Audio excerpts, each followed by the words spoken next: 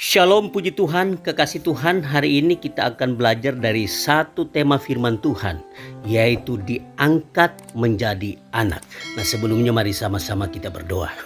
Terima kasih Bapa di sorga, kami mau belajar firman Tuhan. Roh Kudus berikan bagi kami hikmat akal budi supaya kami dapat mengerti firman Tuhan dalam hidup kami.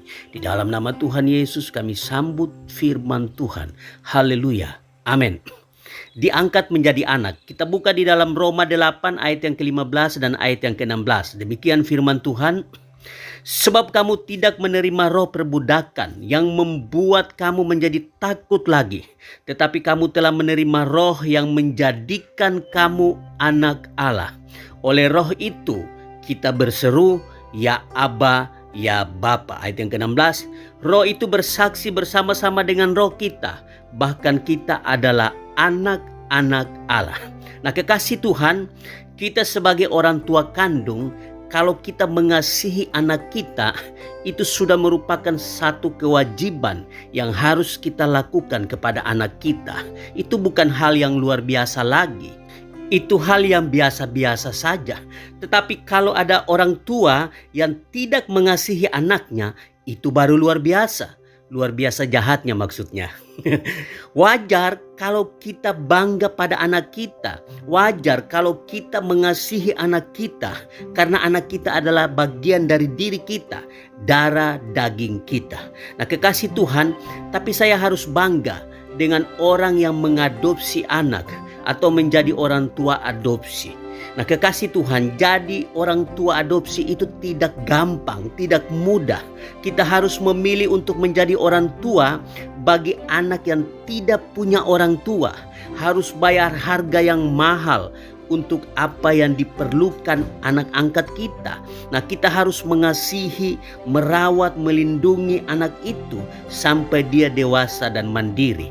Tidak mudah kita mengasihi anak angkat seperti kita mengasihi anak darah daging kita sendiri, anak kandung kita sendiri. Harus bayar harga yang mahal untuk membuktikan kasih kita kepada anak angkat kita, anak adopsi kita. Butuh pengorbanan yang luar biasa.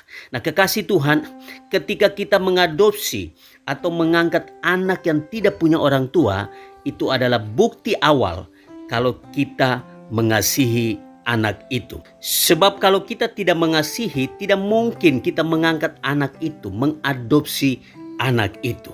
Nah, kekasih Tuhan, ayat di atas yang tadi kita baca menunjukkan bahwa Allah telah memilih untuk menjadi Bapa kita, Bapa umatnya, dan kita adalah anak-anaknya.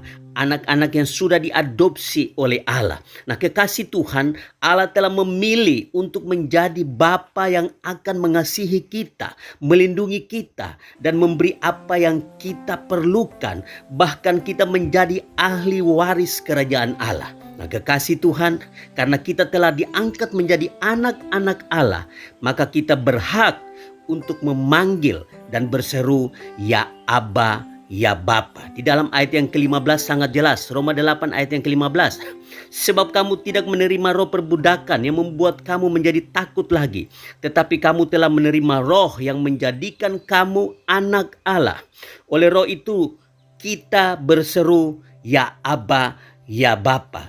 Kita tidak boleh takut lagi karena kita sudah diangkat menjadi anak-anak Allah dan berhak memanggil Allah, ya Aba, ya Bapa. Jadi kita nggak usah takut lagi akan kehidupan ini. Nah, kekasih Tuhan, Allah harus membayar harga yang mahal untuk mengangkat kita menjadi anak-anaknya. Dengan mengorbankan anaknya yang tunggal, yaitu Yesus Kristus untuk mati bagi kita. Karena itu, kekasih Tuhan, Yesus mengajarkan kita ketika kita berdoa kepada Allah, ketika kita menghampiri Allah, kita harus memanggilnya Bapa kami. Di dalam doa Bapa kami yang diajarkan Tuhan Yesus sangat jelas. Bapa kami yang di surga, dikuduskanlah namamu. Yesus mengajarkan kita untuk memanggil Allah itu Bapa kita. Ya Aba, ya Bapa. Nah, kekasih Tuhan, dengan kita memanggil Allah itu Bapa kita, artinya kita menjadi yakin bahwa Bapa mengasihi kita. Dan kita yakin bahwa Bapa kita akan mendengar kita.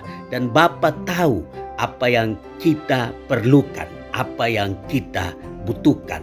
Tuhan tahu apapun yang kita butuhkan dalam kehidupan kita. Nah, kekasih Tuhan, dengan kita memanggil Allah itu Bapa kita, maka kita adalah anak-anak Bapa, anak-anak Allah. Bapa akan bertanggung jawab atas hidup kita. Bapa menjaga kita, melindungi kita. Dan kita sebagai anak harus mengasihi Bapa kita seperti Bapa mengasihi kita. Ingat baik-baik kekasih Tuhan, Allah sudah mengasihi kita. Bapa kita sudah mengasihi kita. Oleh sebab itu kita harus mengasihi Bapa kita seperti Bapa sudah mengasihi kita. Bapa sudah mengangkat kita menjadi anaknya. Oleh sebab itu merupakan suatu kewajiban bagi kita untuk mengasihi Bapa kita seperti kita mengasihi diri kita sendiri. Bapa sudah terlebih dahulu mengasihi kita. Oleh sebab itu kasih yang sama kita harus berikan kepada Bapa kita. Kita harus mengorbankan segalanya untuk mengasihi Bapa kita. Pikiran kita, tenaga kita, apa yang kita miliki, kita harus korbankan untuk kasih kita kepada Bapa yang sudah mengasihi kita. Tuhan Yesus memberkati. Mari sama-sama kita berdoa. Terima kasih Bapa di sorga, kami sudah belajar firman Tuhan. Biarlah firman Tuhan ini membuat kami semakin hari semakin mengasihi Bapa yang sudah mengasihi kami. Terima kasih Tuhan, sembuhkan kami yang sakit, kuatkan kami yang lemah, hiburkan kami yang susah. Di dalam nama Tuhan Yesus Kristus kami berdoa dan mengucap syukur. Haleluya. Amin. Tuhan Yesus memberkati kita semua.